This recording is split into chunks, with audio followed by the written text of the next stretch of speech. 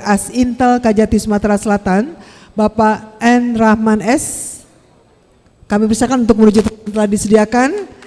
Selanjutnya perwakilan dari kantor wilayah BPN Sumatera Selatan, Bapak Heri Purwanto sudah hadir dari Badan Pertanahan Nasional Provinsi Sumatera Selatan, dan Kapolresta Kota Palembang, Kombes Pol Haryo Sugihartono. Kami persilakan.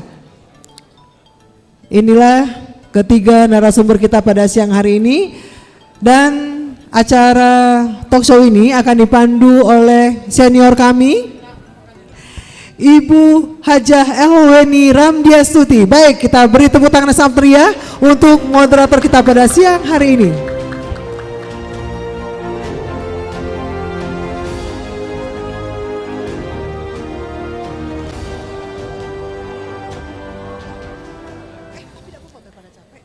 Assalamualaikum warahmatullahi wabarakatuh. Saya berdiri aja takut nggak kelihatan. Oh iya. Oke, bapak-bapak sekalian yang sangat keren, kita akan langsung saja untuk melihat video ya tentang hot issue yang sedang terjadi di Indonesia, juga termasuk di Sumatera Selatan. Silakan.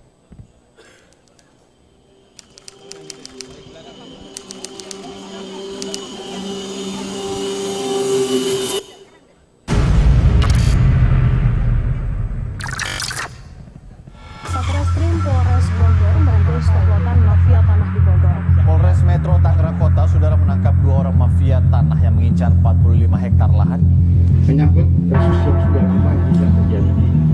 Kemudian data di dalam sertifikat tanah ini diubah sesuai nama-nama. Di seluruh Indonesia kejahatan ini terus terjadi. Setiap bulan selalu saja ada kasus mafia tanah yang menyeruak di Indonesia.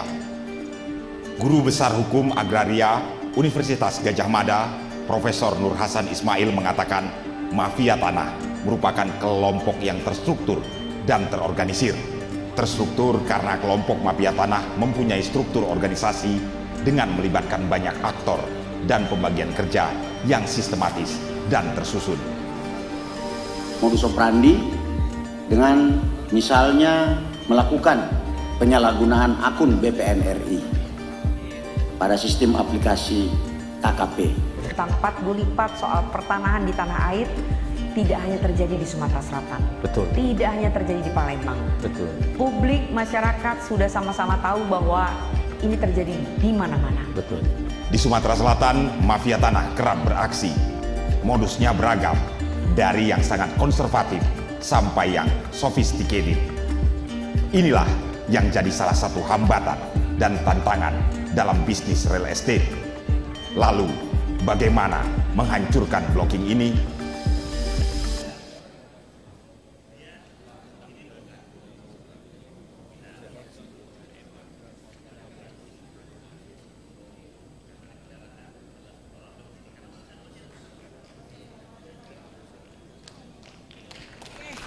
Keasikan ngobrol sama Pak Kapolres.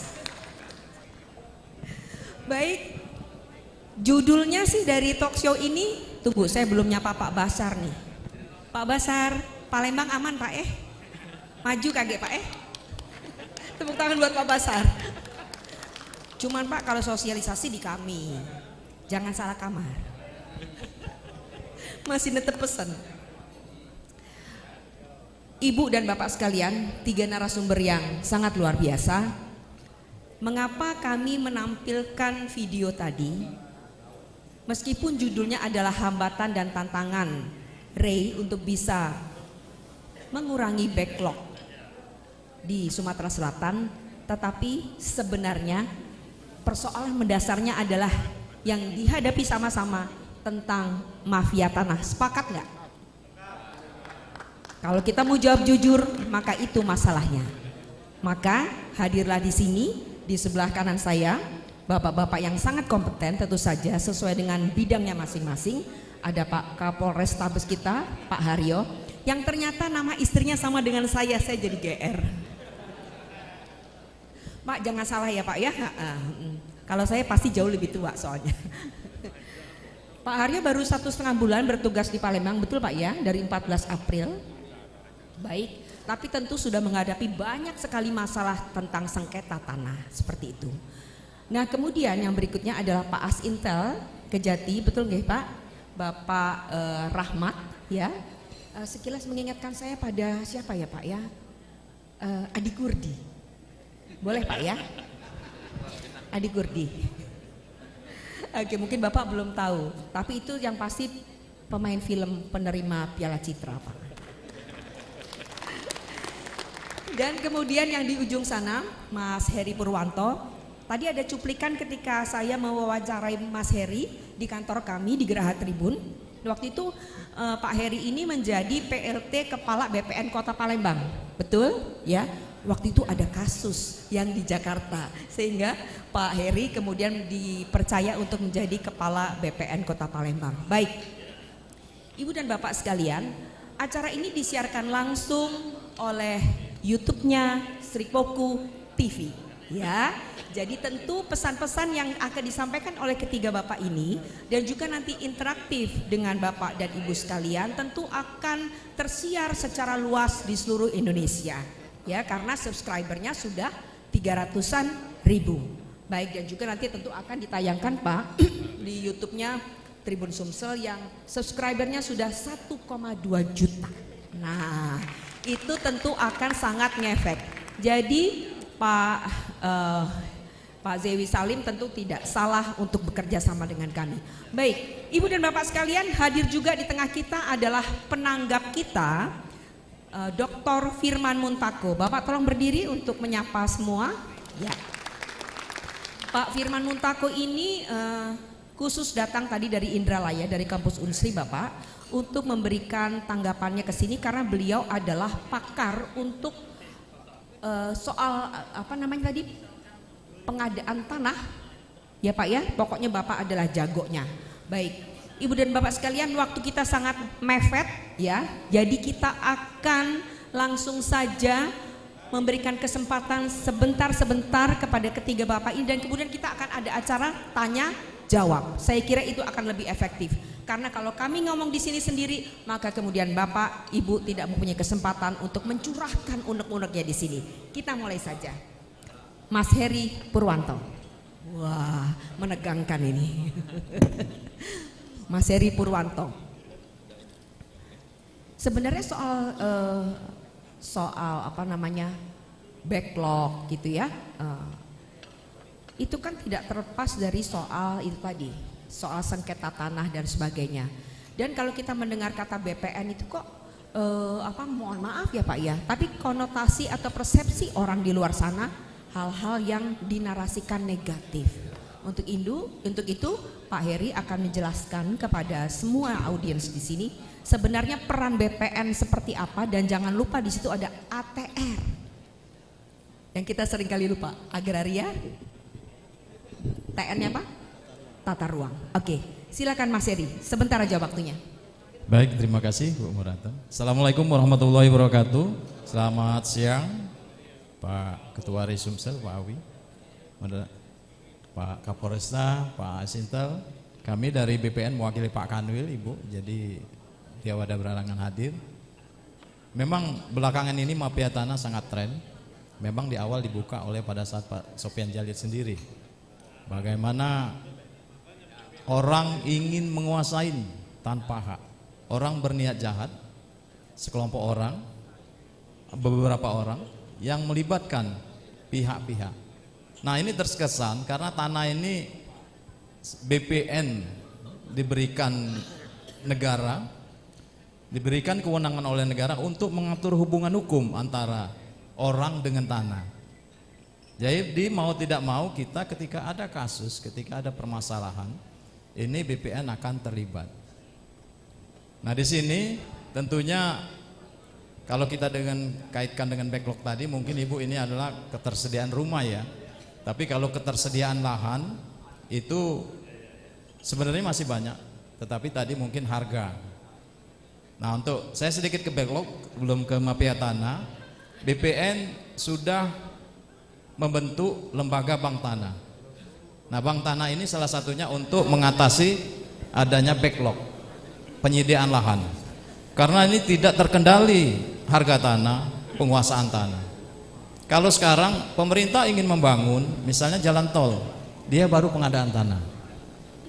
Nah, dari cita-cita itu bank tanah ini akan menghimpun, membuat data-data tanah menjadi milik negara. Jadi melalui misalnya kalau sekarang memang secara datanya melalui pelepasan kawasan hutan atau tanah terlantar. Nah, kedepannya nanti sebenarnya negara, lembaga bank tanah ini akan mengumpulkan, membeli. Jadi pengadaan tanahnya bukan pada saat dibutuhkan. Sampai sekarang butuh jalan tol baru pengadaan. Nanti ke depan pengadaan dulu. Ketika teman-teman mau membutuhkan tanah, pemerintah sudah siap ini. Sudah siap tanahnya ini, harganya dikendalikan ini, keamanannya, surat-surat tinggal ditawarkan oleh lembaga bank tanah itu. Tapi bank tanah masih belum modal, belum punya modal yang banyak. Nah, untuk mafia tanah. Mafia tanah ini sebenarnya banyak sekali. Memang orang-orang yang berniat jahat. Karena bermain tanah ini dengan nilai yang modal yang sedikit mungkin akan menghasilkan nilai yang cukup besar. Tetapi ya pesan kami, pemerintah melalui Pak Jokowi sekarang kami sudah giat-giatnya untuk mendaftarkan bidang-bidang tanahnya dengan tujuan untuk mengurangi sengketa. Kalau bidang tanahnya sudah terdaftar, insya Allah tanahnya akan aman. Nah, ini di Palembang ketika ada tanah kosong dikuasain, dibuatkan surat, orangnya di Jakarta, nah ini timbul permasalahan, hilang ketika datang tanahnya tidak ada lagi. Nah, jadi tahun ini sampai 2025 Kementerian ATR bertekad untuk mendaftarkan seluruh bidang tanah yang ada di Indonesia. Jadi mohon juga seluruh keanggotaan RE untuk mensosialisasikan ini supaya setiap tahun di Palembang saja ada sekitar target tahun ini ada 18.000 bidang dan itu gratis, tidak dikenakan biaya kecuali ada perpajakan yang tetap dikenakan di situ. Nah, dengan terdaftar ini sehingga sengketa akan kurang. Nah, kalau sudah terdaftar ini juga walaupun punya sertifikat, karena BPN sejak tahun 60 ini belum tervalidasi Bapak Ibu sekalian. Nah, orang mempunyai sertifikat lama ini wajib untuk didaftarkan kembali, diletakkan posisinya pada pemetaan secara digital sekarang ini, secara pemetaan terintegrasi. Nah, kalau ini tidak dipetakan, kadang-kadang orang mafia tanah ini Pak bermain bergeser-geser, ada sertifikat lama, ada tanah kosong dijual sama developer, ini Pak tanahnya di sini. Nah, ini sekali lagi harus dicek ketika pengembang sudah bangun di situ ternyata sertifikatnya bukan di situ. Ada juga mungkin melibatkan nanti oknum ya, BPN. Ada juga pihak luar sudah menguasai, ditunjukkan sertifikatnya letaknya di sana yang tidak bagus, tapi dimainkan di situ. Itu ada beberapa kasus yang kemarin menggeser-geser di peta. Dan juga kejahatan ini ya tidak terlepas dari kewajiban kita sebagai masyarakat untuk memelihara tanda batas.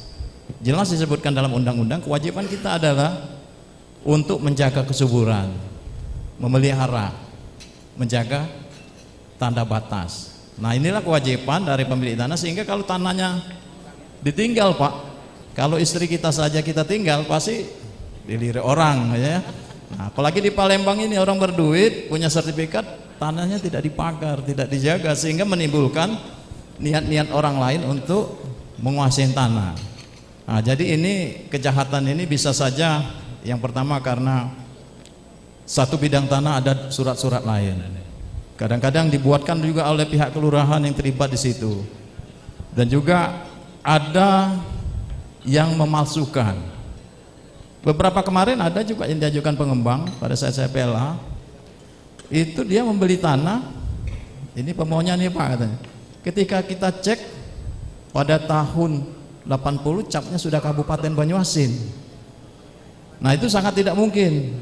Ada Kalidoni ya, Kalidoni tahun berapa itu terbentuk, tapi tahun 2000 sudah ada disebutkan kecamatan. Nah, kami minta seluruh teman-teman mungkin pengembang supaya jangan dirugikan lebih lanjut, harus ada tim legalnya juga yang mengecek. Jangan diiming-iming nanti harga murah bisa diproses di BPN. Nah, BPN juga sebenarnya sekarang lebih hati-hati Bapak Ibu sekalian. Karena kami berapa proses, jadi kami harapkan semua lebih teliti dari awal, dan kami juga akan menolak ketika itu ada permohonan-permohonan yang tidak pas. Ketika ada sudah sertifikat tapi dikuasai tidak sesuai, itu kita tolak. Ketika dalam surat yang diajukan ada juga misalnya tidak sesuai dengan data yang sebenarnya, itu kita tolak. Nah, untuk saat ini kita tetap mengantisipasi Ibu yang permainan-permainan orang-orang yang berniat jahat untuk menguasai sebidang tanah tanpa hak dengan bukti-bukti yang tidak sah. Mungkin itu pengantar dari kami, Ibu, nanti diskusi silakan. Terima kasih. Terima kasih Pak Heri. Nanti kita tentu akan mendengarkan curhatan-curhatan dari audiens di sini. Apa yang Pak Heri kemukakan tadi, apakah memang pada kenyataan di lapangan juga seperti itu dialami oleh kawan-kawan di sini, begitu ya, supaya kita bisa saling terus mengoreksi atau memperbaiki. Baik, yang berikutnya saya akan minta Pak Asintel, Pak Rahmat. Pak Rahmat, Anda ini sebagai pengawal proyek-proyek pembangunan gitu kan ya, dan program kegiatan pemerintah kan, masuk dalam tim pengawal pengamanan pemerintah dan pembangunan daerah. Ya Pak ya. Nah, dalam tugasnya itu termasuk diantaranya tentu adalah soal perumahan. Apakah kejaksaan itu hanya sebagai evaluator ataukah hanya menerima atau bertindak ketika ada kasus, Pak? Jadi sepertinya preventifnya itu kurang atau bagaimana, Pak? Apakah memang saya kurang tepat? Silakan Pak dijelaskan. Terima kasih. Bismillahirrahmanirrahim. Assalamualaikum warahmatullahi wabarakatuh. Yang pertama tentu kami ucapkan selamat bermusdah kepada Rai Sumsel yang ke-7. Terima kasih atas undangannya Pak Awi bersama Rai wilayah Sumsel dan wilayah daerah lain, Pak Kadis dan narasumber lain. Kejaksaan seperti yang Ibu Weni, kebetulan istri saya namanya bukan kayak nama ibu, jadi nggak ingat. Namanya beda. Baik, kejaksaan yang mungkin umum terlihat lebih kepada represif, lebih kepada penindakan. Yang terlihat lebih kepada tugas penuntutannya. Sesungguhnya termasuk juga bidang lingkup kami di intelijen ada tugas preventif bahkan edukatif, dianjurkan kepada bidang intelijen, dan ada bidang lain namanya perdata tata usaha negara. Kebetulan saya juga pernah asisten perdata data dan tata usaha negara. Jadi dua bidang inilah yang melakukan tugas secara preventif tadi maupun edukatif. Khusus di bidang intelijen, kami yang lebih dikenal adalah salah satu direktorat di institusi kami ada pengamanan proyek strategis. Jadi sesuai dengan fungsinya, fungsi Lead Pamgal, penyelidikan, pengamanan dan penggalangan, melalui tusi pengamanan proyek strategis ini kami diberi wewenang oleh undang-undang, dan tentu saja kewenangan ini kami jalankan sesuai dengan fungsi kami tadi represif, lebih kepada pendekatan pengamanan, bagaimana pembangunan proyek strategis yang dimaksud ini bisa berjalan dengan baik, menyangkut AGHT-nya, ancaman, hambatan, gangguan, dan tantangan.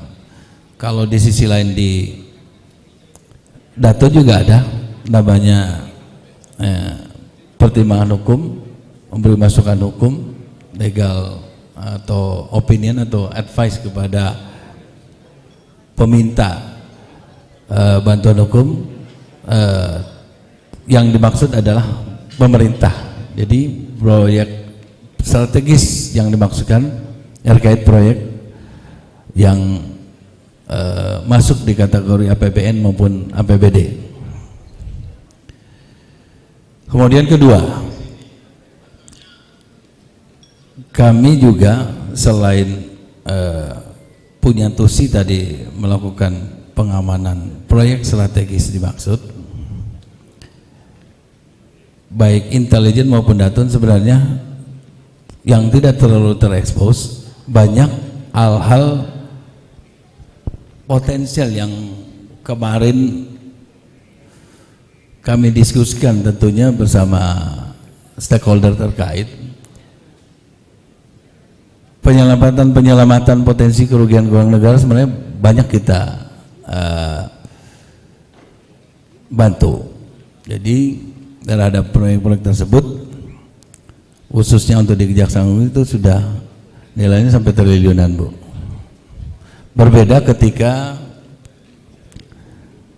kami juga pernah tugas di pidana khusus Kejagung yang lebih kepada pendekatan represif, penindakan atau tidak lanjut dengan penegakan hukum. Untuk itu sejatinya kalau berbicara masalah institusi kami Kejaksaan, sebenarnya ada berbagai bidang yang lebih kepada pendekatan tadi. Kalau yang pidana khusus maupun pidana umum lebih kepada represifnya. Kemudian yang ketiga menyangkut kegiatan musda ini, kaitan tadi sebagaimana yang disampaikan rekan kita dari Pak Kepala Bidang BPN. Mafia tanah mungkin sedikit saya bisa singgung ya Bu Weni.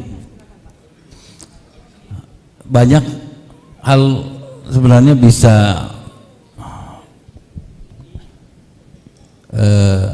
dilakukan berbagai menyangkut masalah ini, karena dari perizinan saja itu bisa menjadi masalah pidana umum, bisa juga menjadi pidana khusus.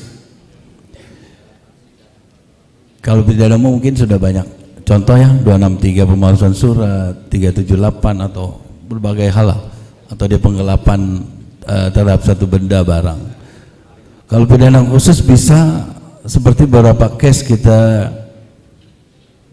kami maksudnya angkat di Kejaksaan Agung kemarin, itu juga kategorinya korupsi, tapi asal muasalnya ada dari benda tidak bergerak ini yang dikatakan tanah. Nah, banyak di kasus kami ikut di Jiwasraya, PT Asabri yang jumlahnya puluhan triliun, bahkan sampai ke fantastis yang terbesar ini 104 triliun. Kemarin sudah dihukum 20 tahun ya kalau nggak salah, kita tuntut seumur hidup. Itu banyak juga menyangkut tanah, walaupun instrumen-instrumennya banyak hal-hal lain, walaupun fokusnya kemarin kepada kelangkaan minyak goreng, ketersediaan CPO dan lain-lain. Tapi awal mula dari perkara itu sendiri kami angkat di Kejagung itu adalah dari tanah, dari mafia tanah sebenarnya. Ada satu tempat di Kabupaten Indragiri Hulu yang menjadi awal mula dari persoalan tersebut, ya, karena peralihan fungsi hutan dan lain-lain. Jadi memang persoalan tanah tidak bisa lepas dari masalah kita, dan tentu kita harapkan nanti REI, khususnya REI wilayah Sumsel ini bisa juga bersama-samalah dengan kami aparat penegak hukum membantu, memfasilitasi maupun memberi masukan, mensosialisasikan kepada masyarakat, termasuk tadi dari Bapak dari BPN, bahwa kehati-hatian prinsip yang tidak hanya dipunyai di bank itu, prudensial, itu juga harus ada di hak kepemilikan tanah yang kadang kita abai. Saya pun kadang juga abai, mungkin terlambat bayar PBB dan lain-lain, padahal itu menjadi hak, menjadi mutlak sebenarnya milik dari negara. Kewajiban-kewajiban kita terhadap tanah itu masih kadang banyak diabaikan. Mungkin tahu, mungkin mengerti, akan tapi tidak dipahami. Karena kita juga di intelijen punya adegium juga, Bu. Jadi kalau kita kenal hukum, kita bisa jauh dari hukuman. Jadi ada tagline kita, kenali hukum, jauhkan hukuman. Itu banyak kita sosialisasikan di setiap kesempatan, khususnya di bidang intelijen dan di penerangan.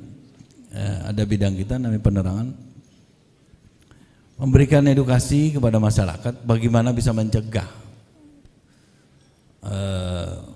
perbuatan-perbuatan yang mengarah kepada tindak pidana ini. Saya kira demikian dulu. Terima kasih Bu Weni. Assalamualaikum warahmatullahi wabarakatuh. Waalaikumsalam. Baik, terima kasih Bapak, Anda menjelaskan cukup clear. Tadi saya lupa meminta tepuk tangan untuk Pak Heri Purwanto dan juga kemudian untuk Pak Rahmat karena sudah menjelaskan dengan sangat baik. Baik, kita akan ke Pak Haryo, Kapolrestabes yang baru bertugas 1,5 bulan tapi barangkali sudah pening ya Pak ya. Barangkali ada persoalan-persoalan tanah yang ada di wilayah hukum di Palembang. Silakan Bapak. Assalamualaikum warahmatullahi wabarakatuh. Salam sejahtera untuk kita semua. Om Swastiastu, Namo Buddhaya, Salam Kebajikan. Yang terhormat narasumber Pak Heri, Pak Rahmat, Sohibul Hajat, Pak Awi selaku Ketua RE DPD Sumatera Selatan, para audien, Pak Kadis PU Perkim, ya, Pak Kajari. Oh, katanya calon wali kota, Pak. Para narasumber yang lain, Pak dari Unsri, Pak Dr. Simar Montako, kemudian juga para audien, rekan-rekan keanggotaan RE, para hadirin yang tentunya tidak bisa saya buka satu persatu. Moderator Bu Eni, terima kasih atas kesempatannya. Baik, yang pertama tentunya saya ucapkan terima kasih Ketua RE telah mengundang kita dalam rakerda ini. Tentunya kami tidak lepas daripada tema yang kita angkat, yaitu backlog atau peran RE dalam backlog yang ada di Sumatera Selatan. Tentunya ini dikaitkan dengan tugas pokok kami sebagai anggota Polri, karena kami itu posisinya ada di hulu dan hilir. Tentunya saya harus mengetahui apa yang terjadi di depannya yang akan berakhir di kemudian hari. Tentunya dengan adanya kebijakan pemerintah melalui backlog yang ada, banyak sekali kebijakan-kebijakan yang berpotensi dapat membantu maupun menjadikan sebuah permasalahan di rekan-rekan sekalian. Hakikatnya adalah backlog itu bagaimana kebijakan pemerintah diturunkan yang nantinya menjadikan perbantuan melalui mungkin pengkucuran dana, bantuan maupun subsidi, baik melalui program-programnya, apakah itu LFPP, apakah itu BP2PT, BT, apakah itu turunannya dulu ada SSB KPR, dan sekarang apa saya tidak tahu. Tapi inilah rangkaian-rangkaian kebijakan ini yang nantinya menjadikan bagian yang harus kami ketahui karena kami bergerak di hulu dan di hilir. Demikian juga tadi yang akan diangkat temanya tentang mafia tanah. Beberapa hari yang lalu saya juga mengisi di Kanwil Badan Pertanahan. Kebetulan saya diundang Pak Kanwil sebagai narasumber dengan audiennya juga para PPAT dan Kepala Kantor Badan Pertanahan se-Provinsi Sumatera Selatan, yang temanya juga tidak jauh daripada permasalahan sengketa tanah. Bapak dan Ibu sekalian yang saya hormati, tentunya menggarisbawahi apa yang telah kami sampaikan tadi dalam rangka menindaklanjuti permasalahan backlog yang ada di setiap daerah. Tentunya instrumen-instrumen yang terlibat dalam penjabaran kebijakan tersebut tentunya rentan sekali terjadinya hal-hal yang tidak diinginkan. Tidak diinginkan yang berpotensi menjadi sebuah tindak pidana. Yang tadi sudah disampaikan oleh Pak Rahmat Aspitsus, demikian juga menjadikan bagian pengamatan kami.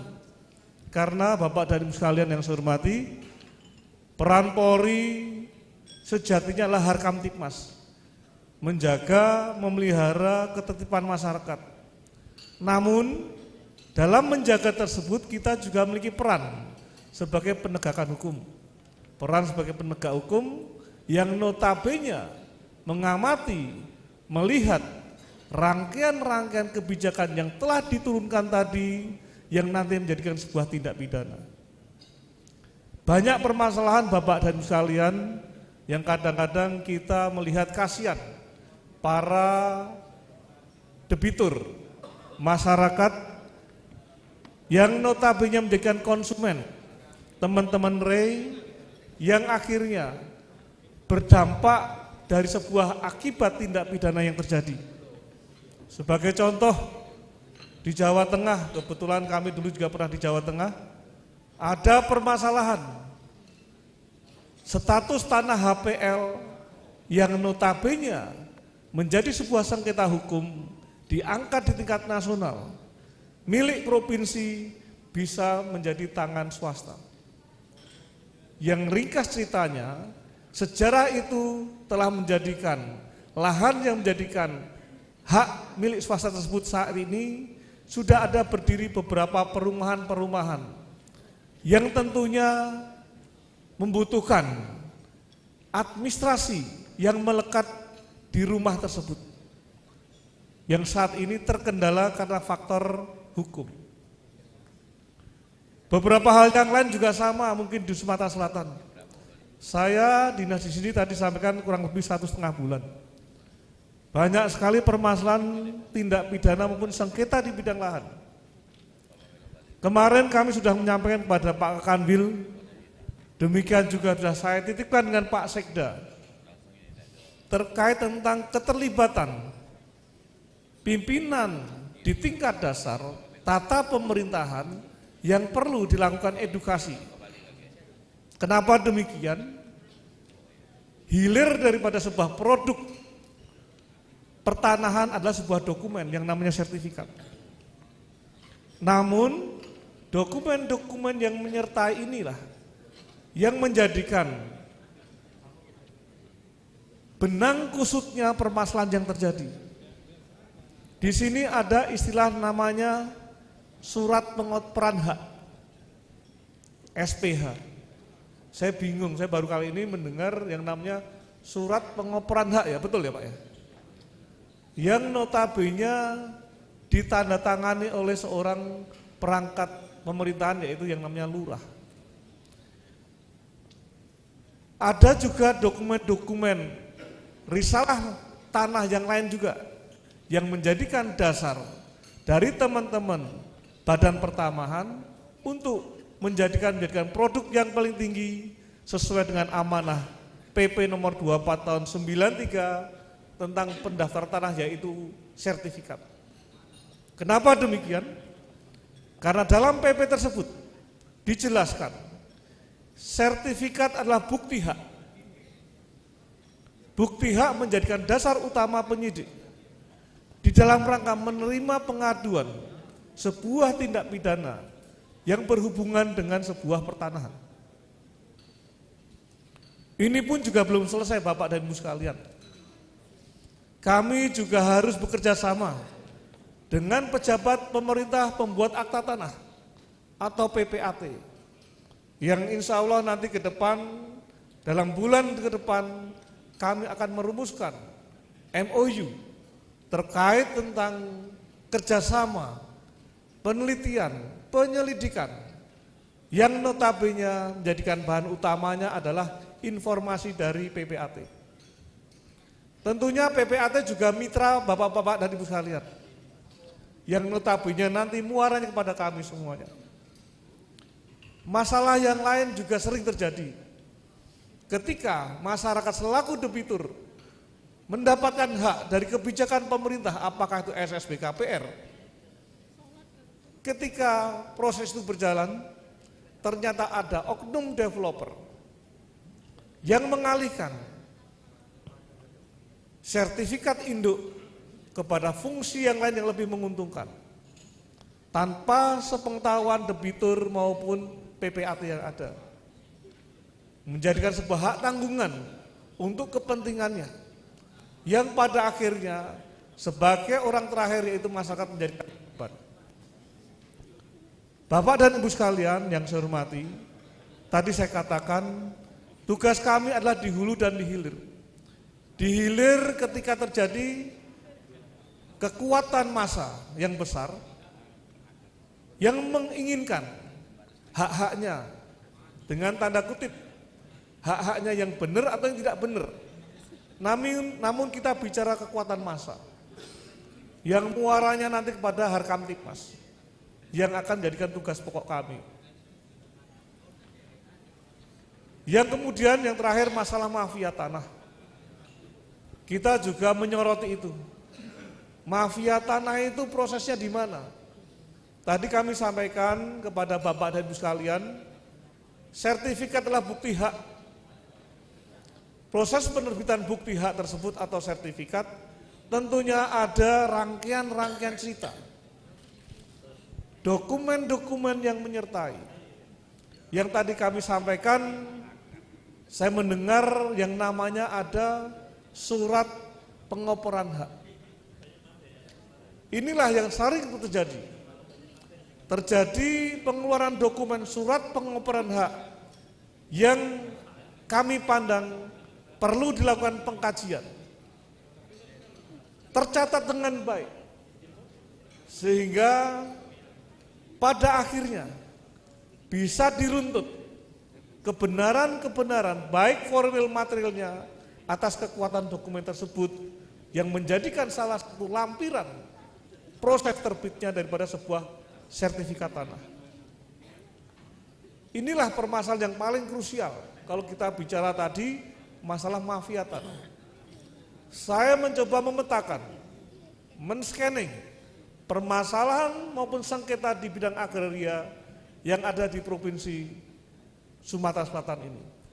Hari ini tadi dibuka rapat oleh Pak Gubernur terkait tentang tapal batas. Saya sangat tertarik, namun saya harus menghargai rekan saya Pak Awi karena beliau lebih duluan booking saya. Jauh-jauh, 2 minggu sebelum ini sudah booking saya untuk sebagai narasumber. Baik. Akhirnya yang undangan Pak Gubernur saya nomor 2 kan, saya berharap bisa hadir, gak taunya molor juga. Bapak dan Ibu sekalian yang saya hormati, itulah gambaran-gambaran yang dapat kami sampaikan.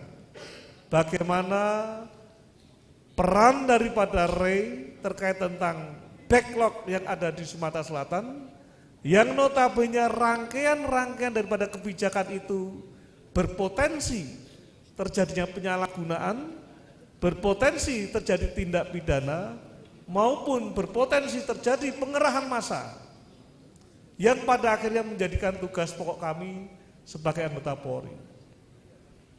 Oleh karenanya, saya berharap di kemudian hari kita bisa menjadi mitra dalam rangka ikut membantu pemerintah menjabarkan backlog itu sendiri, yang pada akhirnya dengan kemitraan tersebut kita lebih menempatkan asas kehati-hatian dalam memberikan pelayanan kepada masyarakat. Demikian narasumber yang dapat kami sampaikan garis besarnya. Tentunya apa yang saya sampaikan itu masih banyak kekurangan. Oleh karena itu pada sesi yang ini kami pun masih memberikan kesempatan kepada para audien untuk bisa memberikan pertanyaan maupun tanggapan atas paparan singkat yang telah kami sampaikan. Terima kasih atas kesempatannya. Baik, kita beri tepuk tangan dulu dong untuk Pak Kapolrestabes Palembang, Bapak Kombes Pol Haryo Sugihartono. Benar-benar sugih ini kayaknya. SIKMH. Bapak dulu tesisnya tentang kasus tanah ya? Kandidat doktor? Bukan, kebetulan saya sebelum di sini saya sekolah Sespati dan sebelumnya saya sebagai pejabat Direktur Kriminal Khusus Polda Bangka Belitung. Jadi permasalahannya nggak jauh-jauh dari masalah tanah. Nah benar, memang Pak Awi nggak salah ngundang orang, perlu di booking jauh hari. Baik, terima kasih Bapak. Dan sebelum kita sampai kepada sesi tanya jawab, tentu saya akan memberikan kesempatan kepada Bapak Dr. Firman Muntako, Bapak sebagai penanggap. Jadi Pak Firman Muntako ini spesialisasinya untuk kebijakan tanah dalam pembangunan perumahan. Nah, kenonian kan? Silakan Pak, sebentar aja, silakan. Ngomongnya yang keras-keras ya Pak, yang kritis ya, supaya bisa didengar oleh semua. Tolong mic dibantu panitia. Panitia, segera.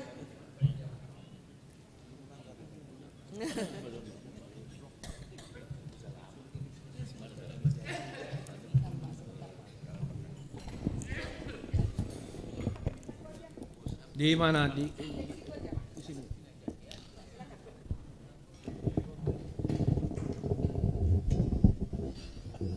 Assalamualaikum warahmatullahi wabarakatuh. Selamat siang Bapak narasumber, saudara hadirin sekalian. Memang kalau kita bicara masalah tanah itu nggak habis-habisnya. Dan backlog itu salah satu akibat dari tidak terstrukturnya pengaturan tanah di Indonesia. Itu masalahnya. Jadi menurut pendapat saya, negara ini nggak punya tanah.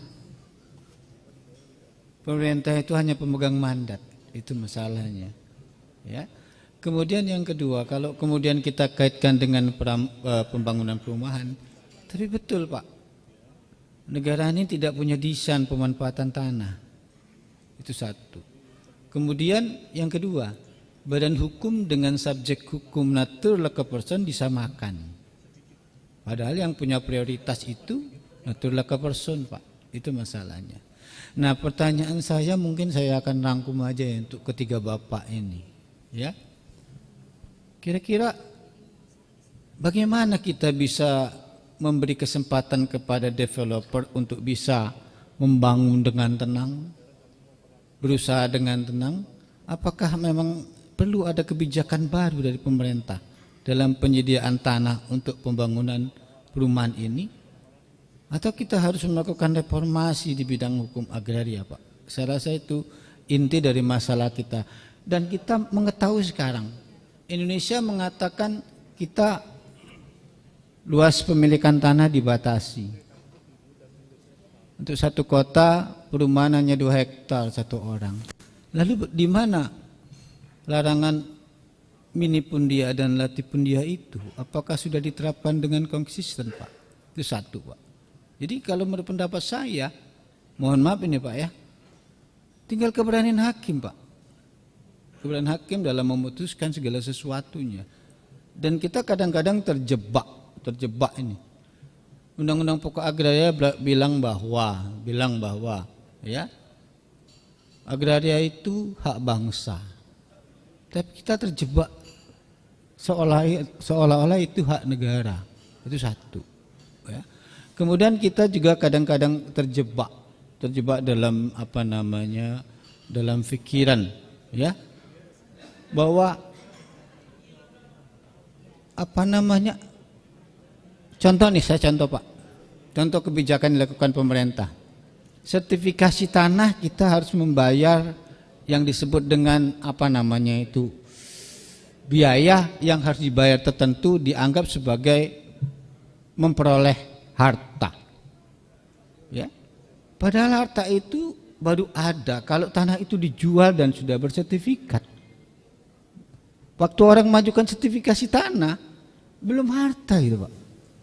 Belum harta. Ini posisi yang kebalik cara berpikir pemerintah kita. Ya. Jadi permasalahannya adalah Pak, gimana ya Pak ruwetnya kita supaya rekan-rekan developer ini nggak pusing dalam rangka pengadaan tanah untuk perumahan ini.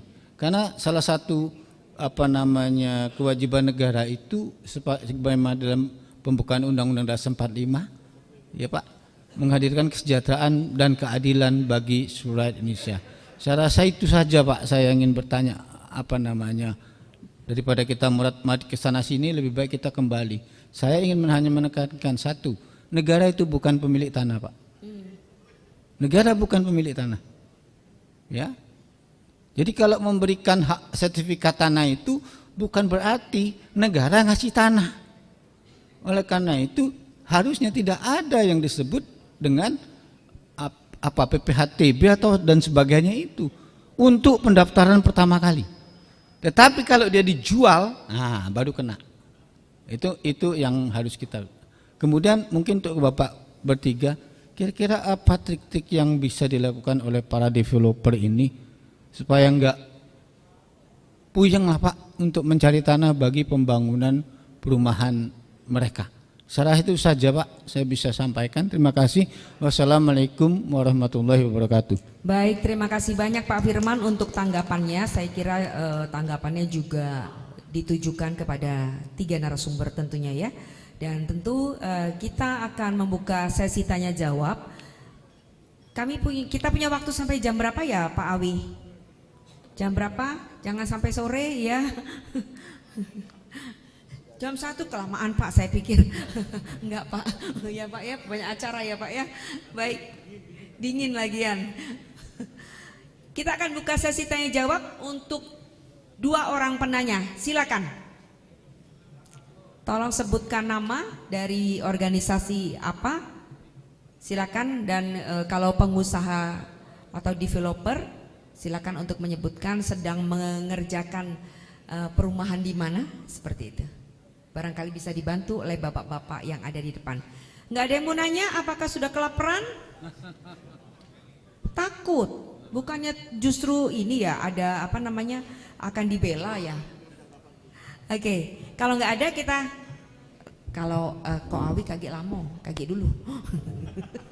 Kaget dulu, karena beliau-beliau ini akan segera memberikan tanggapan untuk pendapatnya Pak Firman Muntako tadi.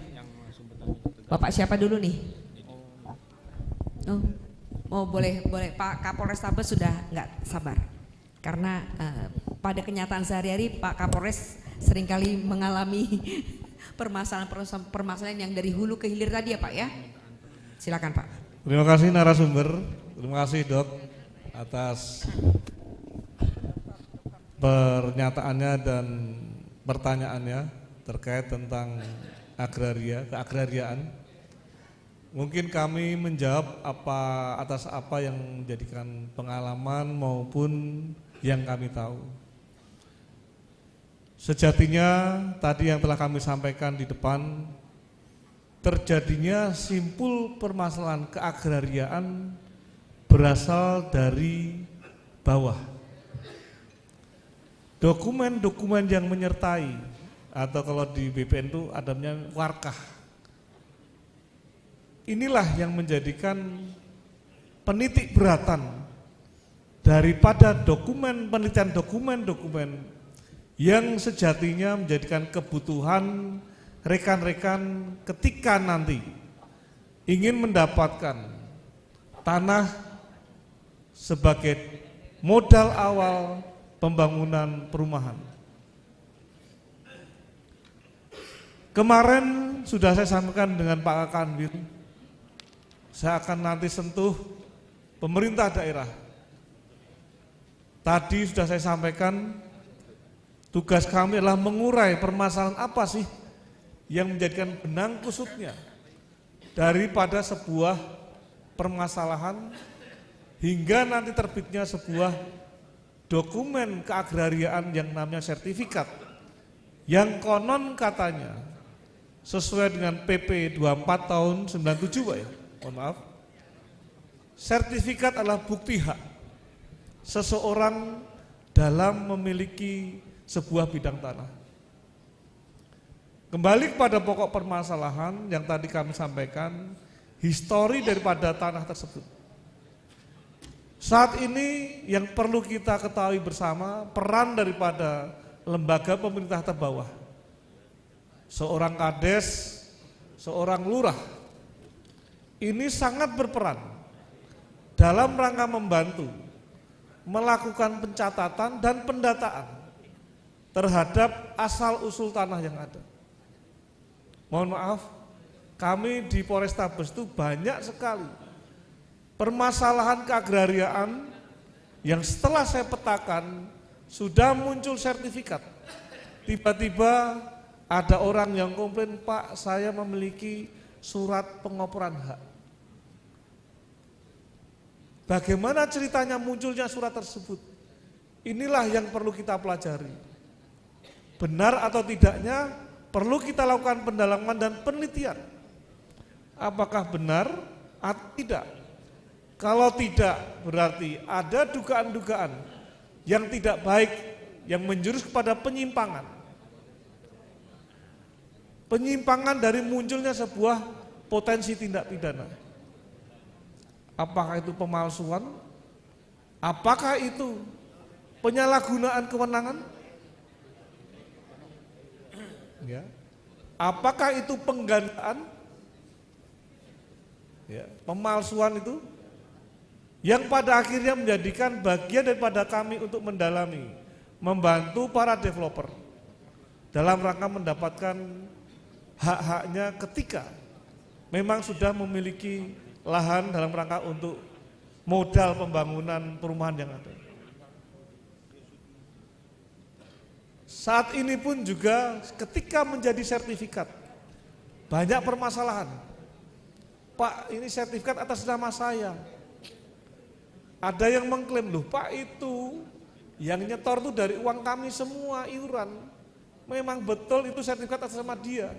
Tapi dia itu kapasitas sebagai pimpinan kami yang saya percaya dalam sebuah organisasi. Sudah jadi sertifikat pun masih bermasalah. Inilah beracaranya yang harus kita selidiki. Bagaimana bisa menjadi sebuah sertifikat? Sudah jadi sertifikat pun masih perlu diuji. Siapa yang memiliki hak atas dokumen yang menyertai itu? Yang pada akhirnya menjadikan tugas kami untuk mendalami apakah terjadi sebuah tindak pidana yang pada akhirnya nanti menjadikan bahannya Pak Heri melalui pengadilan yang ada, apakah dibatalkan atau sejenisnya terhadap dokumen yang sudah ada. Itu Pak Dokter, gambaran utama yang dapat kami berikan. Oleh karena itu, sebenarnya itu tidak ada permasalahan yang tidak bisa diurai. Kalau kita bisa memahami cerita-cerita secara utuh, permasalahan-permasalahan yang ada sesuai dengan kewenangan-kewenangan yang ada. Yang pada akhirnya perlahan demi perlahan kita bisa menyelesaikan hal-hal yang terjadi di lingkungan masyarakat saat ini. Terima kasih. Baik Bapak, terima kasih. Anda sangat menguasai masalah tampaknya. Kalau ada masalah segera lapor ke Pak Kapolres ya. Baik, Pak Rahmat mau menanggapi? Ataukah sedikit silakan? Pak Rahmat udah gelisah, masih ada berapa acara lagi Pak? Baik, terima kasih. Jadi benar apa yang dikemukakan tadi, baik dari Prof kali apa dokter, beliau ahli pajak Dr. Firman. Banyak memang regulasi aturan-aturan sudah dibuat. Akan tetapi kembali lagi kepada penggunaannya. Jadi bagaimana juga kita menyikapi, bagaimana kita melaksanakan, dan di sisi lain juga selalu ada namanya perbuatan pidana itu ada interaksi Pak. Jadi dari kitanya juga lah, kalau kita malas ngurus, kita mau enaknya, mau gampangnya aja ngurus sesuatu, itu juga bisa menjadi celah sebagaimana dijelaskan tadi Pak Kapolres Tabes. Jadi tidak cukup hanya diregulasi saja, betul tadi kata beliau, dan tidak cukup hanya dari pelaksananya juga, tapi dari sisi lain juga. Karena kalau ada ruang celah sedikit, tentu bisa menimbulkan masalah. Dan seperti saya katakan tadi di awal, bisa saja menjadi sengketa perdata, bisa berakibat pidana umum, bisa pidana khusus, Pak. Dan kita tidak henti-hentinya sebenarnya seluruh aparat penegak hukum di berbagai institusi sebenarnya tidak hanya cukup menindak selalu, Pak, saya ulangi kembali, mohon izin, kami selalu memberi edukasi, memberi pencerahan kepada masyarakat tentang pentingnya penegakan hukum, akan tetapi lebih penting lagi kita mencegah terjadinya hukum. Jadi nggak hanya dokter aja, Rai juga bisa begitu. Kalau bisa berbuat lebih baik, bisa menghindari hal-hal yang tadi, mentaati seluruh aturan-aturan regulasi yang diatur, pihak sebelahnya juga dari penyelenggara negara maupun masyarakat sendiri menghindari hal-hal yang dikatakan tadi tidak benar, tentu tidak akan terjadi. Tidak ada interaksi dimaksud. Demikian Bu Weni, terima kasih. Baik Pak Rahmat, terima kasih. Kayaknya ada yang mau bertanya itu sebelum Mas Heri mau menjelaskan. Mas Heri mau menanggapi dari Pak Firman tadi, terutama mungkin untuk statement bahwa tanah itu bukan miliknya negara. Ya, Pak Firman, terima kasih ya masukannya, Bapak Ibu sekalian. Jadi tadi memang negara ya. Jadi sesuai pasal 33 Undang-Undang 45, bumi, air, dan ruang angkasa dikuasai oleh negara untuk sebesar-besar kemakmuran. Nah, jadi negara ini mempunyai diberikan hak menguasai. Menguasai itu artinya kita negara, BPN ya, diberi kementerian, diberikan kewenangan tadi Pak untuk mengatur hubungan hukum antara tanah dengan orang atau badan ya. Nah, bagaimana? Jadi kita berikan haknya ketika perusahaan PT misalnya PT Pak Awi ya, itu ketika PT diberikan HGB dengan jangka waktu. Nah, tetapi tadi ada hal yang menarik, bagaimana teman-teman developer ini bisa nyaman Pak ya. Nyaman artinya kalau nyaman itu setelah jual dia tenang, mungkin ya tidak bermasalah, atau dipermudah prosesnya. Nah itu, atau prosesnya. Jadi kami dari kementerian mencoba ya, dan juga tadi ada kaitannya, saya setuju sekali Pak, bagaimana BPHTB itu pada saat pendaftaran tanah tidak dikenakan, sangat setuju Pak. Tapi itu undang-undang BPHTB Bapak Ibu yang merupakan kewenangan bagi pemerintah daerah, masuk daerah. Kami ini ditumpangi. PTSL kami targetnya sampai 2025 Pak, tapi masyarakat tidak terbayar di Kota Palembang ini BPHTB-nya. Jadi Pak Menteri bikin kebijaksanaan, pajak terutang dicap, sertifikat tetap kami berikan. Nah, kalau Pak Firman bisa menyampaikan ini ke Mendagri untuk mempelancar seluruh bidang tanah bisa sertifikat, kan ini menjadi ganjalan juga sebenarnya BPHTB ini. Nah, jadi ini, tapi bagi pemasukan daerah juga perlu katanya. Palembang ini sangat besar sekali Pak. Nah, ini suatu yang menarik. Ketika ada misalnya di pajak itu kalau MBR, saya cerita dulu prosesnya. Nah, ini MBR. MBR Pak itu tidak dibatasin ya, kalau dulu 5 hektar. Kalau kewenangan HGB biasa, bukan MBR, itu ke Kanwil sekarang SK-nya. Tapi teman-teman untuk developer ini cukup di kepala kantor MBR-nya, SK-nya. Kemarin satu dimubah kalau nggak salah PT apa? PLMI ya? PT RIT apa ya? Riki. Nah, itu kita kembalikan dimubah, cukup SK-nya oleh kepala kantor khusus untuk MBR.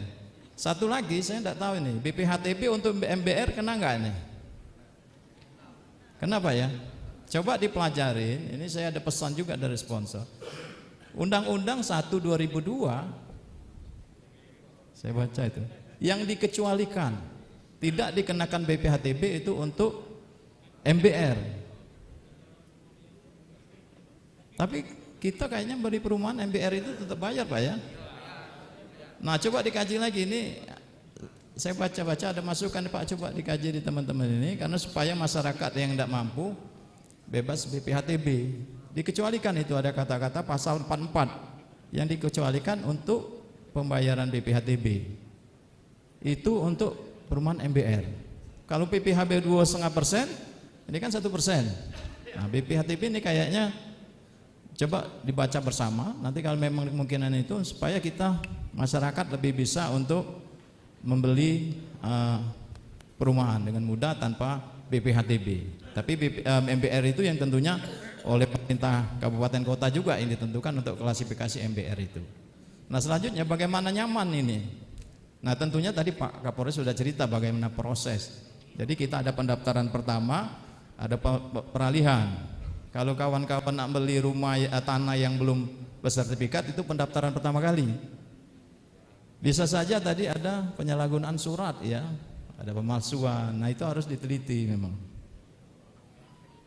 Harus betul-betul diteliti, dicek betul di lapangan, karena proses ini dari bawah, dari sebelah menyebelah, dari lurah, ditanya betul, atau bila perlu disertifikatkan dulu daripada pemiliknya.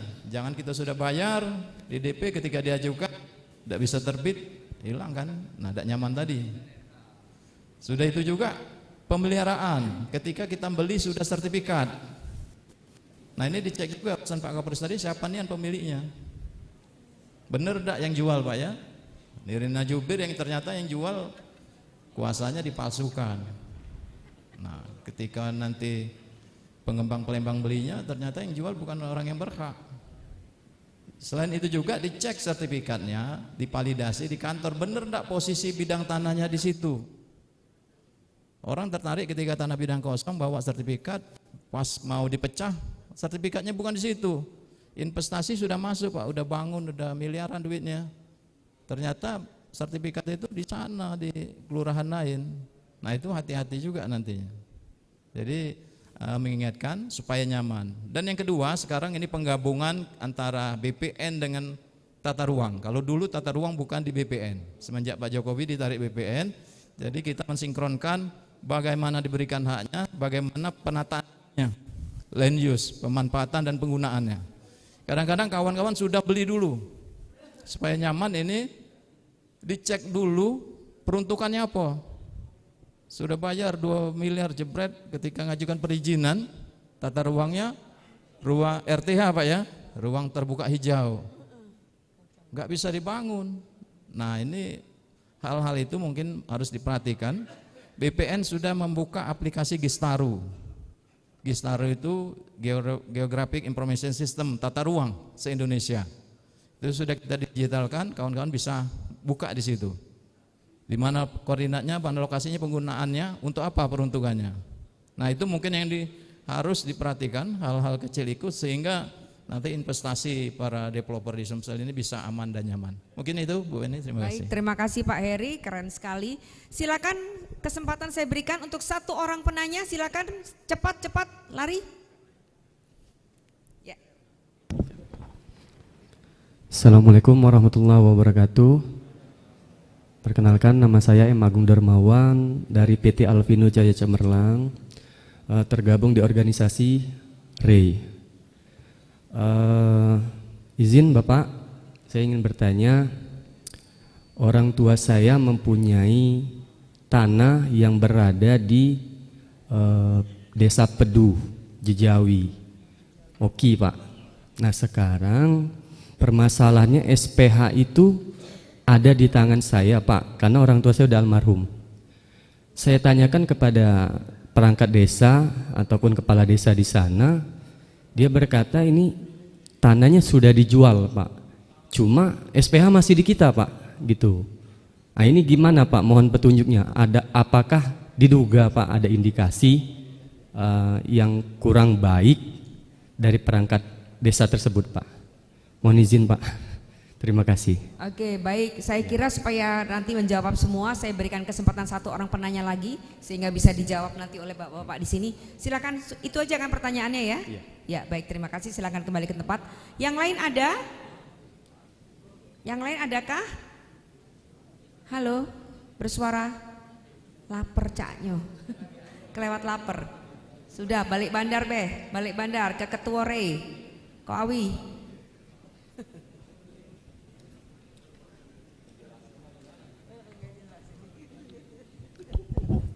Menjelaskan apa nanya, kata Pak Asintel. minta pencerahan sedikit ini. Kebetulan yang di depan ini senior semua, Ibu. Assalamualaikum warahmatullahi wabarakatuh. Selamat siang.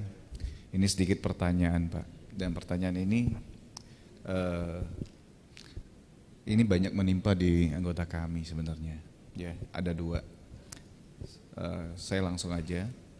Sebenarnya kami pengusaha developer ini pengennya tuh nyaman dalam berusaha. Ya.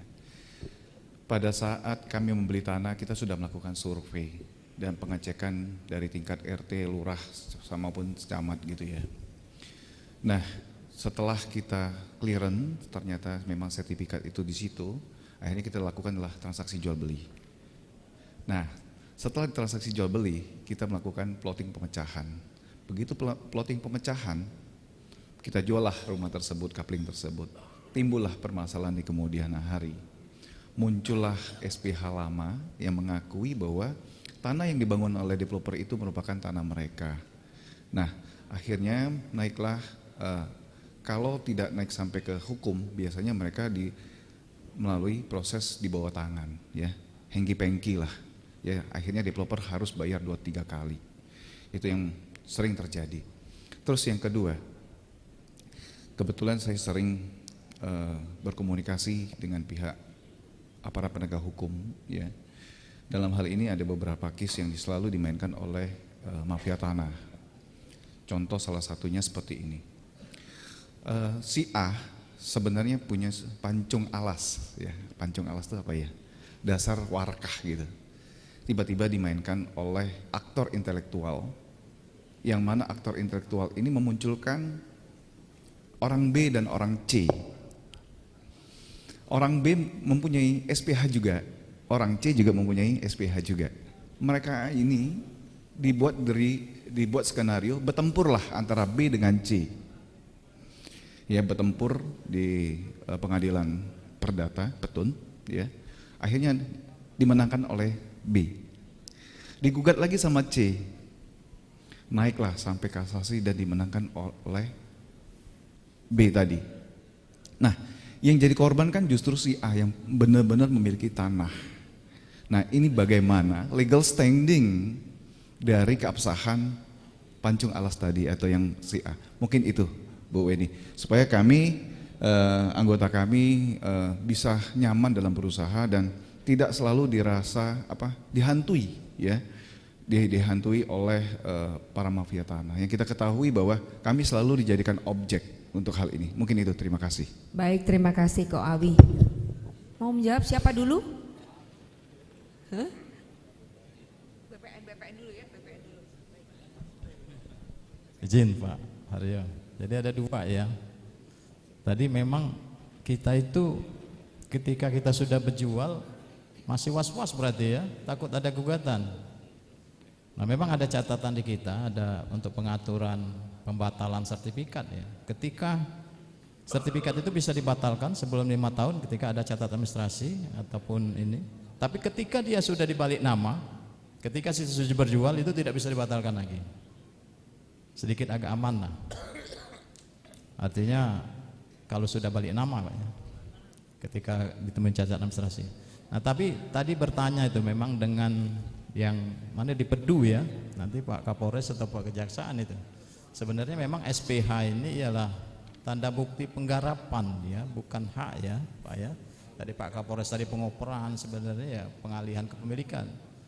Nah, lemahnya kita juga pemilik tanah tadi kewajiban memelihara tanda batas. Kalau tanah kita tidak dikuasain itulah Pak. Apalagi jauh di Oki kan. Tanahnya dicari tidak ada lagi, batasnya sudah berubah. Nah, itu pasti sudah dikuasai orang lain dan sudah dijual. Bisa enggak kita menunjukkan tanah itu? Ketika kita masih ada bukti-bukti, saksi-saksi, nanti Pak Kapolres saya jawab bagaimana mekanisme mengembalikan hak-hak yang hilang tadi.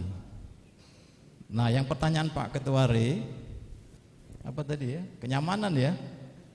Pancung alas surat. Memang Bapak Ibu sekalian, ini sertifikat itu adalah tanda bukti yang kuat. Kuat tapi tidak mutlak. Karena sistem pendaftaran di Indonesia itu adalah sistem pendaftaran negatif, masih bertendensi positif. ketika ada pihak-pihak lain, walaupun dia SPH, walaupun dia pancung alas, bisa membuktikan di pengadilan, sertifikat itu bisa dibatalkan atau dikalahkan berdasarkan keputusan hakim di pengadilan. Tapi tadi ada mafianya Pak, satu orang yang lemah, ada pihak lain, ini berkelompok bertiga ini nyerang, ini nawar, sudah bayar murah, atau digebuk di pengadilan. Ya mafia bekerja begitu. Nah memang kelemahannya sistemnya negatif.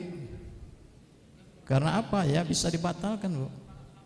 Insya Allah kita doakan bersama Bapak Ibu sekalian, tahun 2025 ketika PTSL sudah selesai, bidang tanah seluruh terdaftar ini baru 80 juta, nanti se-Indonesia 120 juta, sudah terdaftar, kita rubah pendaftaran, sistem pendaftaran kita.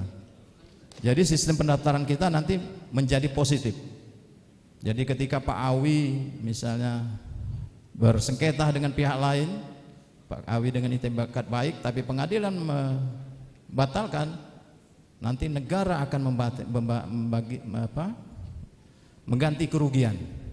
Bapak Ibu sekalian sudah punya sertifikat.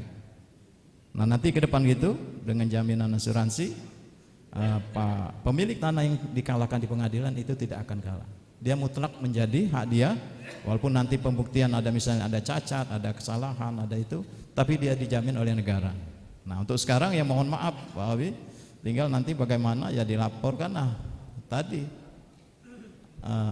penyidik ya Pak ya, dalam ini Pak Kapolres Pak Kejarida yang bisa menjelaskan bagaimana mafia di peradilan untuk, karena tanah-tanah orang yang misalnya tidak mampu, tanahnya bagus di Palembang beberapa Pak, kami ketahui berapa itu, dan ada cukong-cukong pemodal ini ngebum dia, modal 1 miliar 2 miliar jual 30 M, banyak untungnya Pak. Mungkin itu, silakan nanti Pak Kajari dan Pak. Terima kasih. Iya, silakan Pak Rahmat untuk lebih menjelaskan lagi, atau Pak Kapolres dulu ya, monggo. Terima kasih. Penanya yang pertama dari Oki, itulah Bapak dan Ibu sekalian, hasil pemetaan kami sementara 1,5 bulan. Saya melihat ada hal yang salah, yang perlu kita sinergiskan antara penegak hukum, pemerintah daerah dalam rangka memberikan pelayanan kepada masyarakat. Kami dulu menemukan hal yang sama pada saat di Bangka Belitung. Kalau di sini SPH, kalau di Bangka Belitung SKT. Sama organnya dari kepala desa. Simpulnya di kepala desa dan lurah. Yang harus kita teliti bersama-sama, yang harus kita kerjasamakan bersama-sama dengan atasannya itu pemerintah daerah di dalam rangka untuk menyikapi kewenangannya dalam rangka memberikan pelayanan kepada masyarakat. Tadi sudah disampaikan kepada Pak Heri terkait tentang SPH, SKT, itu adalah bukti penggarapan yang bersifat sementara, yang mungkin dapat dianggap lahan tidur. Lahan tidur itu kan subjektif. Ketika kita belum tahu itu pemiliknya, kita mengatakan itu lahan tidur. Namun ketika kita tahu, oh ternyata lahan tidur yang ditanemin pohon-pohon pepaya itu sudah mulai dipasang talut, oh ternyata pemiliknya si A. Terus bagaimana Pak yang telah menanam Pak, akhirnya minta ganti rugi. Saku hati saya sudah merawat Pak. Kita harus bisa membedakan masalah kepidanaan dan keperdataan dan ketatausahaan. Sehingga disinilah kita bisa mendudukkan permasalahan ketika kita akan melakukan gugatan hukum. Bagi kami SPH, SKT perlu didalami dulu. Sejauh mana kebenaran atas dokumen itu, sejauh mana kewenangan yang diberikan oleh pejabat itu mengeluarkan itu, agar kiranya simpul-simpul yang terjadi itu bisa terurai dengan lebih cepat. Permasalahan yang disampaikan dari Oki tadi hampir terjadi di Kota Palembang. Sementara hasil data yang kami dapatkan dari audit saya di Polrestabes Palembang, permasalahan pengaduan di bidang keagrariaan. Lebih parah lagi, sudah punya S sertifikat, di situ juga ada beberapa orang yang memiliki SPK, surat pengembangan hak ya, SPH, yang lebih parah lagi, menggunakan kekuatan massa untuk menduduki tempat tersebut. Yang pada akhirnya penegak hukum dibuat dalam posisi yang sulit. Bagaimana untuk membantu pihak-pihak yang memang memiliki hak terhadap objek tanah tersebut. Inilah sejatinya yang perlu kita dudukan bersama-sama. Saya berharap suatu saat Ray bisa mengadakan rapat bersama dengan pemerintah daerah, terutama dinas tata pemerintahan, sehingga bisa menjadikan PR ini terselesaikan di masing-masing daerah, supaya nanti bisa membantu organ badan pertanahan yang memang memiliki kewenangan untuk melakukan pendataan, pencatatan, dan menerbitkan sebuah tanda hak yang namanya sertifikat. Mungkin masalah keagrarian ini pun juga terjadi di luar daerah, juga sama. Dulu kami di Batam, itu ada istilah ruli, rumah liar. Rumah liar yang notabene didingan bangun semi permanen maupun non permanen, yang pada akhirnya pengembang juga mengalami hal yang sama. Namun kalau di Batam, tatanannya lebih bagus. Selain aparat penegak hukum, mereka juga ada pemerintah daerah dan dulu namanya Otorita Batam, sekarang namanya Badan Pengusahaan Batam. Badan Pengusahaan Batam, BP Batam, yang notabene ada organ-organ yang membidangi itu, yang pada akhirnya bekerja sama melakukan tindakan pengusiran ruli-ruli yang ada. Namun tidak mudah, membutuhkan energi, biaya yang cukup besar guna untuk mengklinkan daripada kawasan tersebut.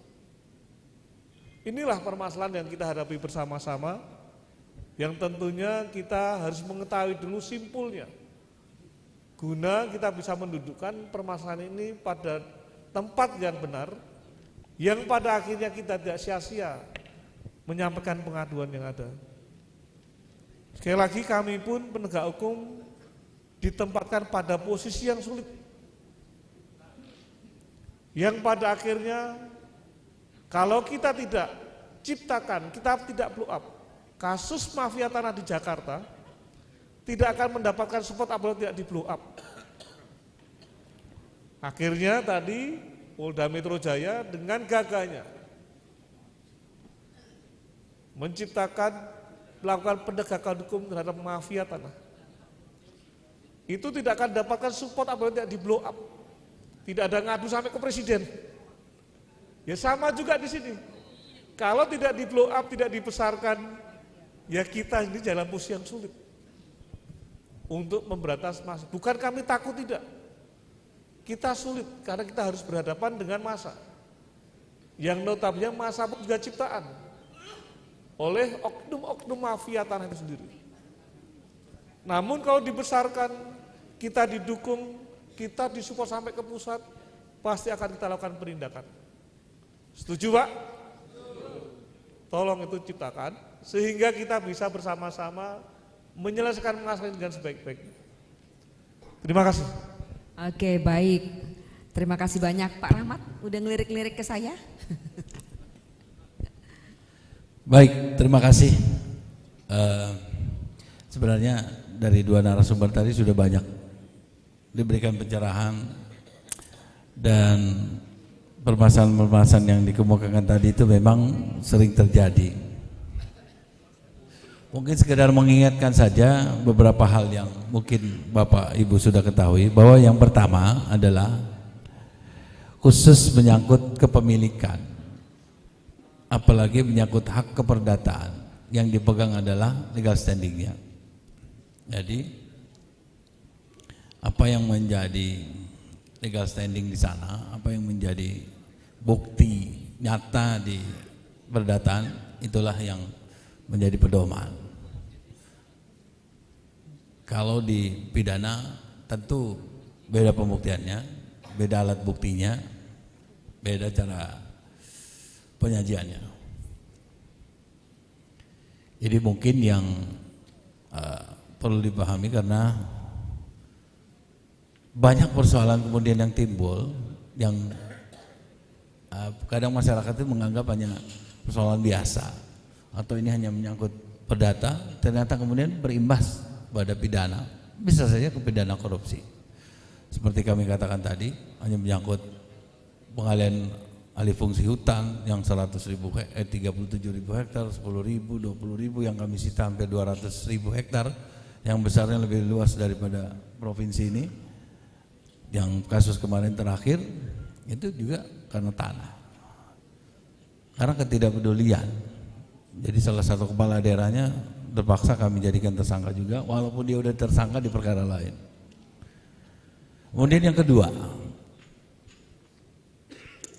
Ray sendiri ini saya pikir kan sudah mungkin ahli lah masalah pertanahan, mengetahui seluk-beluk masalah tanah, kemudian punya divisi hukum juga. Saya kira ini mungkin bisa nanti paling tidak bisa memberi masukan hukum kepada teman-teman pengembang, teman-teman anggota REI, bahwa terhadap permasalahan-permasalahan yang timbul bisa kemudian didiskusikan atau diberikan masukan atau pencerahan terhadap hal ini, sehingga nanti benar-benar ketika teman-teman pengembang mulai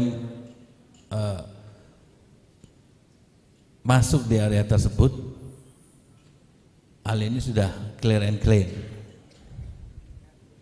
Memang sih butuh waktu, tapi ini demi kenyamanan dan tentu saja keberlangsungan usaha dimaksud.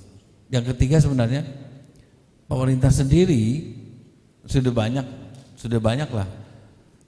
Saya sendiri orang hukum tapi bingung juga, banyak sekali regulasi hukum. Tahun 2023 buka lagi, browsing lagi, nanya lagi anak-anak, ini ada peraturan baru lagi. Mau tidak mau kita harus ketahui.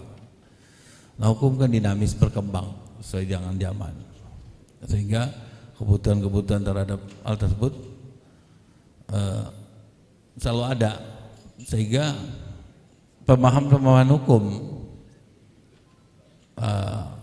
mohon maaf tidak bisa dikatakan statis di situ aja oleh teman-teman pengembang khususnya REI di sini. Jadi tetap harus melek paham hukum. Dan di pemerintah kan sebenarnya sudah ada ya, kalau kayak perizinan dan lain-lain ini sudah berusaha di 2 dekade ini berusaha dipangkas lah itu namanya perizinan dari yang sebelumnya quote-quote ribet menjadi lebih simpel. Di tempat-tempat pelayanan umum tertentu, pelayanan publik kan ada PTSP juga. Sebenarnya itu sudah bisa membantu, tapi kembali lagi kepada mainnya lagi, kembali kepada orang di belakangnya. Jadi 3 hal itu mungkin yang perlu diperhatikan. Terima kasih.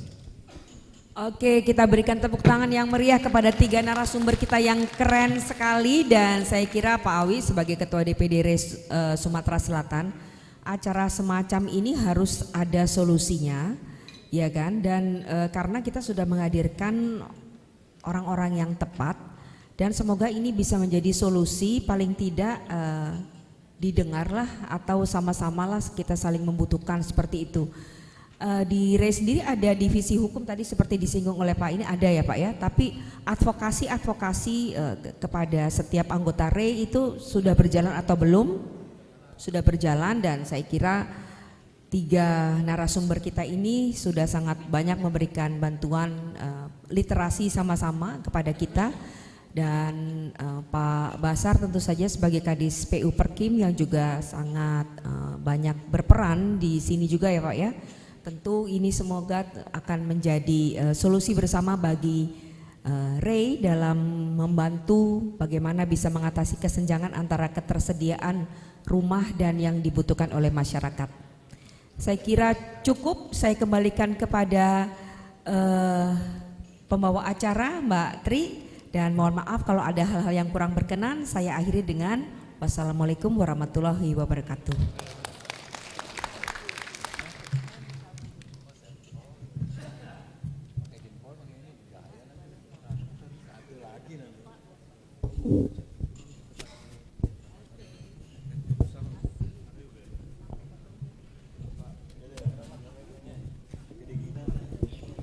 Ya, beri tepuk tangan yang meriah untuk narasumber dan moderator yang luar biasa pada siang hari ini. Mohon izin Bapak untuk waktunya masih tetap di panggung Pak, karena ada pemberian cindera mata dari Ketua DPD didamping oleh Sekretaris. Iya, Sekretaris Bapak Haji Agus Alamsyah dan Ketua Panitia Bapak Haji Andi Sampura. Kepada Bapak Zewi, bersilakan untuk memberikan cindera mata.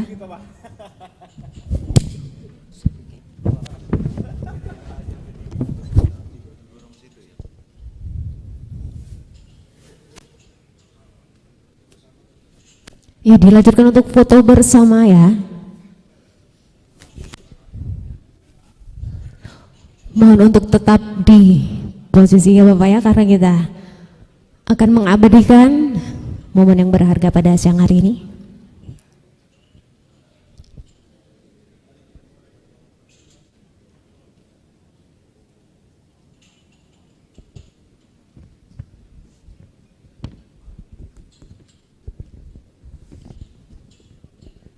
Iya, beri tepuk tangan yang meriah dulu untuk orang yang luar biasa di tengah kita.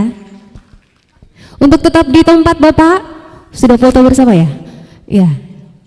Terima kasih kita ucapkan.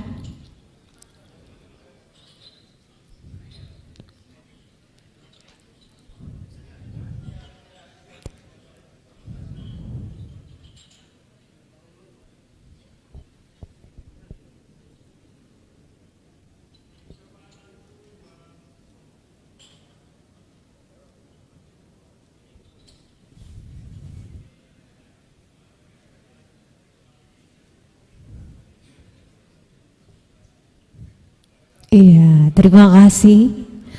Ya, baiklah untuk para hadirin semuanya, acara selanjutnya yaitu isoma atau makan siang bersama kepada para peserta Rekerda REI Sumatera Selatan dan para tamu undangan dipersilakan untuk bersantap siang, dan acara akan kita lanjutkan setelah makan siang bersama. Terima kasih.